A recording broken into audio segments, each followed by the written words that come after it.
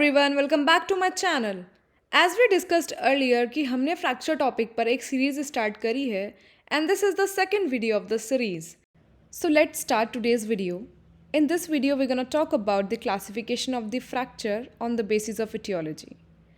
As we discussed in the previous part of this series, that fractures are classified into three categories on the basis of etiology. So the first category is traumatic fracture. A fracture sustained due to a trauma is called a traumatic fracture. Fractures are usually caused by traumas like fall, car accident or sports injuries.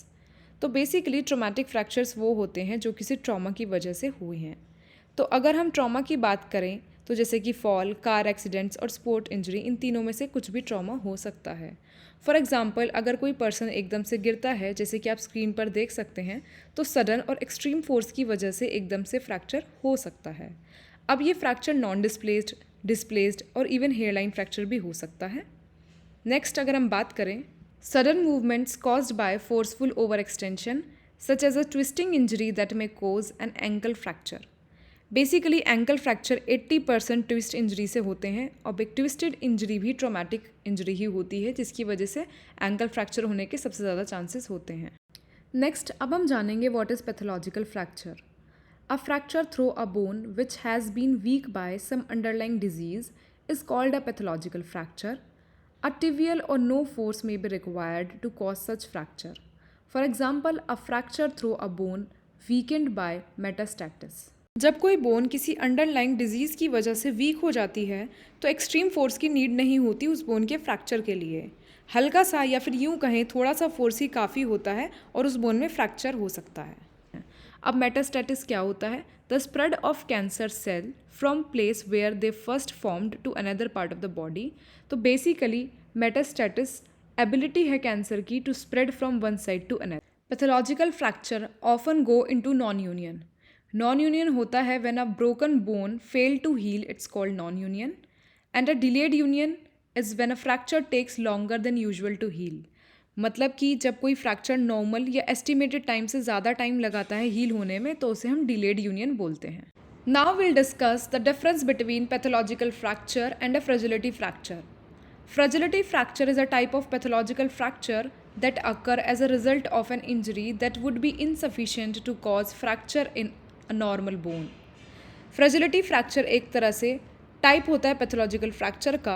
अब आप खुद ही सोचो, जो bone already weak है या fragile है तो उसमें कम फोर्स में ही फ्रैक्चर हो जाएगा, लेकिन वही सेम फोर्स अगर किसी हेल्दी या स्ट्रॉन्ग बोन पर लगेगा तो शायद वहाँ फ्रैक्चर ना हो। So next will discuss the sites of the fragility fracture, जो कि है vertebral fracture and the fracture of the neck of the femur.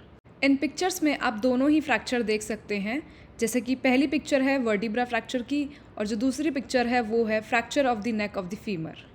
अब हम जानेंगे what is stress fracture. So this is a special type of fracture sustained due to chronic repetitive injury causing a break in bony trabeculae. Trabeculae are the thin columns and plates of the bone that creates a spongy structure in cancellous bone. Basically इसमें बार बार repetitive injury की वजह से बार बार stress bone पर पड़ता है, जिसकी वजह से बोन के ट्रैबेकुले में ब्रेक आ जाता है और फ्रैक्चर होता है. These often present as only pain and not be visible on X-ray. मतलब स्ट्रेस फ्रैक्चर्स में पेन तो बहुत होता है लेकिन ये एक्सरेज में विजिबल नहीं होते हैं. अब इसका रीज़न है stress fracture can be difficult to see on an x-ray because of the bone often appears normal and the small cracks can not be seen on the image. जैसे कि मैंने आपको प्रीवियस स्लाइड में बताया कि stress fractures में जो break होते हैं वो बहुत छोटे छोटे स्मॉल क्रैक्स में होते हैं. इसी वजह से क्या होता है, पेन तो बहुत ज़्यादा होता है लेकिन एक्सरेज में वो फ्रैक्चर शो नहीं होते हैं. X-ray usually miss about 2/3 of the stress fracture and MRI is considered best way to diagnose the stress fractures. So that's all about today's video. आज की इस वीडियो में हमने कवर किया है fracture on the basis of the aetiology, जो कि 3 subcategories में डिवाइड था. नंबर 1 ट्रॉमेटिक फ्रैक्चर, फिर pathological fracture and then stress fracture. I hope you understood the topic quite well, but still if you guys have any doubt you can comment me below. Thank you so much for watching my video. Have a great day.